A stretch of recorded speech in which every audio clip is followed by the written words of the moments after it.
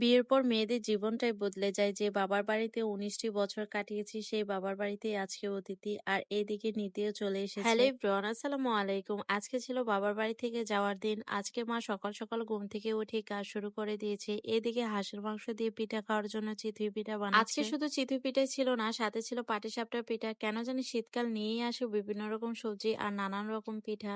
কিছু কিছু পিঠা আছে শীতকালেই মজা, কেন জানি শীতকাল আমার একটু বেশিই পছন্দ। এইদিকে আমাকে পিঠা দেওয়ার জন্য মা সুন্দর করে সাজিয়ে দিচ্ছে। পিঠা দেওয়ার সময় একটা জিনিস খেয়াল করলাম, মা সুন্দর সুন্দর পিঠাগুলো দিচ্ছে। আমি বললাম, মা সবগুলো ভালো পিঠাই আমাকে দিয়ে দিচ্ছ যে? মা বলে, ভাঙা পিঠাগুলো আমরা খেয়ে ফেলবো, কোথাও কিছু দিতে হলে ভালো জিনিস দিতে হয়। কথাটা আসলে অনেক সুন্দর। আজকে কি কি পিঠা বানানো হয়েছে আপনাদেরকে দেখানোর জন্য নিয়ে আসলাম। আর বলতেছিলাম কি কি পিঠা বানানো হয়েছে। এদিকে কি জানি নিয়ে আমি কথা বলেই যাচ্ছিলাম। কি কি নিয়ে যাবো সবকিছু গুছিয়ে ফেলেছি, তারপর বসে পড়লাম খেতে। অনেক তো হাঁসের ভিডিও দেখেছেন, এখন একটু খেয়ে টেস্ট করার পালা। আসলে চিতই পিঠা দিয়ে হাঁসের মাংস কিন্তু জমেই যায়। ভর্তা দিয়েও কিন্তু চিতই পিঠা অনেক মজার, সব মিলে অনেক মজার ছিল। খাচ্ছিলাম আর উপাস থেকে আমার ছোট বোন আহাজারি করতেছিল, বারবার বলতেছিল আপু যেও না, এতদিন আমার পরীক্ষা ছিল আর এখন পরীক্ষাও শেষ, তোমরাও চলে যাচ্ছ। যাদের ছোট ছোট ভাই বোন আছে তারাই শুধু বলতে পারবে বোনেরা শ্বশুর বাড়িতে যাওয়ার সময় কি পরিমাণ বায়না করে থাকে। প্রতিবার যাওয়ার সময় বোনদের চোখের পানি দেখতে হয়, এটাই অন্যরকম এক ভালোবাসা। এই তো আমরা সবাই রেডি যাওয়ার জন্য।